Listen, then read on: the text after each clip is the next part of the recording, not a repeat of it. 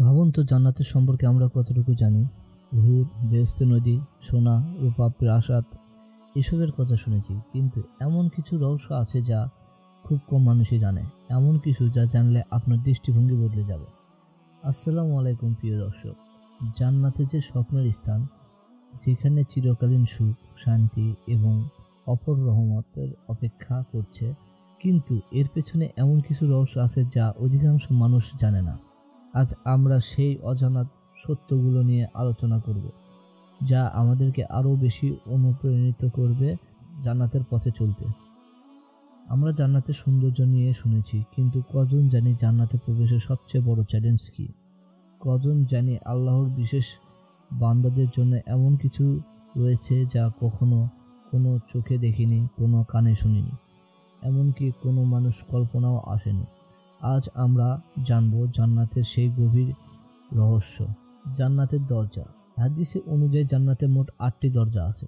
প্রতিটি দরজার একটি আমল অনুসারীদের জন্য নির্ধারিত। বুখারী, মুসলিম। হাদিসে বর্ণিত আছে জান্নাতের প্রতিটি দরজা এত প্রশান্ত হবে যে একসঙ্গে বহু মানুষ প্রবেশ করতে পারবে, কিন্তু তবুও কিছু দরজা ভরে যাবে। সহিহ মুসলিম। দরজার নামগুলো ও কাদের জন্য। বাবুস সালাহ, সালাতের দরজা, যারা 5 ওয়াক্ত নামাজ যথাযথভাবে আদায় করত। বাবুর রায়ান, রোজাদারদের জন্য, যারা নিয়মিত রোজা রাখত, বিশেষ করে রমজান মাসে। বাবুস সাদকা, দিনশীলদের জন্য দরজা, যারা আল্লাহর রাস্তায় খরচ করত ও দান সাদকা করত। বাবুল হজ, হাজিদের দরজা, যারা আল্লাহর ঘর কাবা শরীফ হজ পালন করেছেন। বাবুল জিহাদ, মুজাহিদদের জন্য, যারা আল্লাহর পথে সংগ্রাম করেছেন। বাবুল কাজিমিনাল গাই, যারা রাগ নিয়ন্ত্রণ করে অন্যদের ক্ষমা করত। বাবুল তওবা, যারা সৎভাবে আল্লাহর কাছে ফিরে আসত ও অনুশোচনা করত।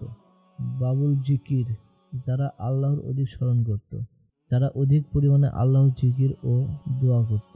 কোন কোন মানুষ একাধিক দরজার দিকে ডাক পাবে? রাসূল সাল্লাল্লাহু আলাইহি ওয়াসাল্লাম বলেছেন, কিছু সৌভাগ্যবান মানুষ জান্নাতের সবগুলো দরজা থেকেই ডাক দেওয়া হবে। বুখারী ও মুসলিম হাদিসে আছে। সর্বপ্রথম কে প্রবেশ করবে? রাসূল সাল্লাল্লাহু আলাইহি ওয়াসাল্লাম হবেন প্রথম ব্যক্তি যিনি জান্নাতের দরজায় কড়া নাড়বে এবং সর্বপ্রথম প্রবেশ করবেন। সহিহ মুসলিম। জান্নাতের দরজা বন্ধ হওয়ার মুহূর্ত।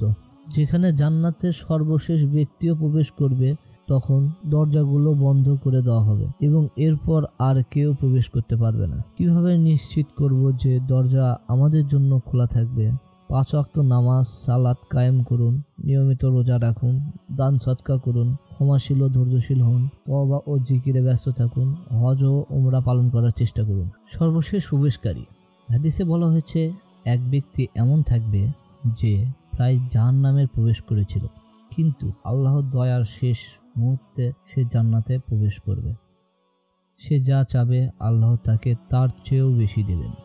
জান্নাতের স্তর। জান্নাতে রয়েছে বিভিন্ন স্তর এবং এর উচ্চ স্তরে যেতে হলে কঠোর আত্মনিয়ন্ত্রণ ও আল্লাহর ভরসা অর্জন করতে হয়। যেখানে সবচেয়ে উচ্চতর স্তর হলো আল ফিরদাউস, যেখানে মহানবী সাল্লাল্লাহু আলাইহি সাল্লাম থাকবেন। জান্নাতের আলো। সূর্য বা চাঁদের আলো নয়, আল্লাহর নূরের জান্নাতকে আলোকিত করবে।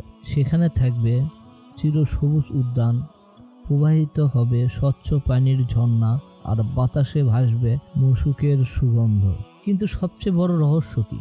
জান্নাতের সবচেয়ে মহামূল্যবান পুরস্কার জানেন কি? জান্নাতের সর্বশ্রেষ্ঠ নিয়ামত কি হবে? আল্লাহ নিজ হাতে জান্নাতীদের সালাম দেবেন এবং তারা সরাসরি আল্লাহকে দেখতে পাবেন। এটা এমন এক মুহূর্ত হবে যা কল্পনাও করা যায় না। জান্নাতের সৌন্দর্য, রহস্য এবং মহা নিয়ামতগুলো শুনে কি আপনার হৃদয়ে উচ্ছ্বাসিত হয়নি? কিন্তু একথাও মনে রাখা জরুরি, জান্নাতে অর্জন সহজ নয়, বরং এটি কঠিন আত্মনিয়ন্ত্রণ, সত্যিকারের ইবাদত এবং সৎ কর্মের মাধ্যমে পাওয়া যায়।